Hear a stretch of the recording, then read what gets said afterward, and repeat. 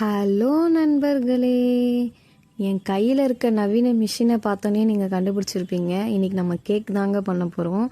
இதுதான் அந்த கேக்கு. என் ஹஸ்பண்டோட பர்த்டேக்காக ஸ்பெஷலாக பண்ண கேக் தான்.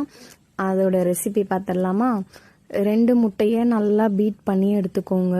கேக்லேயே ரொம்ப கஷ்டமான வேலைனா இந்த எக்கு வந்து பார்த்தீங்கன்னா நல்லா நுர பொங்கி வர அளவுக்கு நம்ம வந்து பீட் பண்ணி எடுக்கணும். அதுதான் வந்து கேக்கோட கன்சிஸ்டன்சிக்கு கரெக்டாக இருக்கும். கூடவே வந்து பார்த்தீங்கன்னா சுகர் வந்து ஆட் பண்ணி நீங்கள் நல்லா பீட் பண்ணிக்கோங்க. சுகர் நல்லா வந்து டைல்யூட் ஆகணும் எக்கோட. ஸோ சுகர் ஃபஸ்ட்டு கொஞ்சம் கொஞ்சமாக சேர்த்து நீங்கள் நல்லா பீட் பண்ணி எடுத்துக்கோங்க. இப்போவே பார்த்தீங்கன்னா சைடில் வந்து அந்த நுரை எல்லாமே பொங்கி வருது நீங்கள் பார்க்கலாம். ஸோ நல்லா பீட் பண்ணி எடுத்துக்கோங்க. 2 டேபிள் ஸ்பூன் அளவுக்கு வெண்ணிலா எசன்ஸ். எக் பீட் பண்ணும் போதே மேக்ஸிமம் நீங்கள் வந்து எசன்ஸ் வந்து ஆட் பண்ணிக்கோங்க.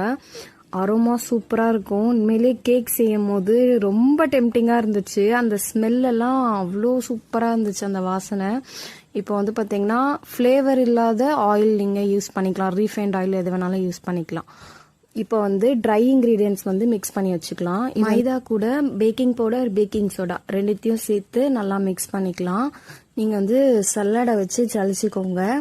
நான் வந்து ஒரு பெரிய மிஸ்டேக் பண்ணிட்டேன். இப்போ எக்கை பீட் பண்ணி வச்சுருக்கோம்ல, அதை வந்து நான் இதில் ஆட் பண்ணியிருக்கேன்.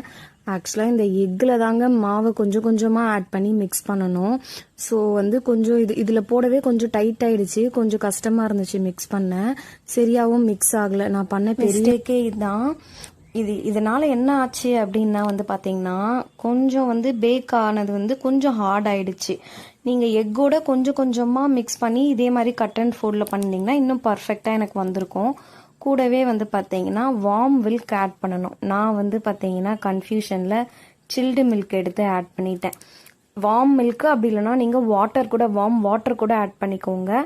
ஆனால் கண்டிப்பாக எக் பீட் பண்ணியிருக்கோம் இல்லைங்களா, அதில் தான் வந்து நீங்கள் மிக்ஸ் பண்ணணும். அவ்வளோதான், மிக்சிங் எல்லாமே இப்போ முடிஞ்சிச்சு. பட்டர் பேப்பர் போட்டுட்டு மேலே கொஞ்சம் லைட்டாக பட்டர் நான் அப்ளை பண்ணிக்கிட்டேன். அப்ளை பண்ணிவிட்டு அந்த பேட்டர் நம்ம மிக்ஸ் பண்ணி வச்சுருக்கோம் இல்லைங்களா, அதை வந்து ஃபுல்லாத்தையும் இதில் போர் பண்ணி வச்சிடலாம். இந்த கேக் வந்து பார்த்தீங்கன்னா ஹேண்ட் விஸ்க் வச்சு பீட் பண்ணது அண்ட் வந்து ஓவன்லாம் வச்சு நம்ம வந்து பேக் பண்ணலை. நார்மலாக வந்து சால்ட்டு போட்டு ப்ரீஹீட் பண்ணி நம்ம வந்து பேக் பண்ணியிருக்கோம். ஒரு பாத்திரத்தில் சால்ட் போட்டு சிம்மில் வச்சு ப்ரீஹீட் பண்ணிட்டேன். இந்த கேக் ஃபுல்லாகவே நான் சிம்மில் வச்சு தான் பேக் பண்ணியிருக்கேன். ஸோ அதில் வச்சுட்டு பேக் பண்ணியாச்சு. இப்போ கேக்கை வந்து ஓப்பன் பண்ணோம். நல்லா ரைஸ் ஆகி பேக் ஆயிருந்துச்சு. டூத் பிக் வச்சு நான் குத்தி பார்த்தேன். க்ளீனாக எல்லாமே சூப்பராக பேக் ஆயிருந்தது. இப்போ வந்து ஒரு ரூம் டெம்பரேச்சர் வந்த பிறகு நீங்கள் டீமோல்ட் பண்ணிக்கலாம். பட்டர் பேப்பர் எல்லாமே ரிமூவ் பண்ணோன்னு பார்த்தீங்கன்னா நல்லா சூப்பராகவே வெந்திருந்தது.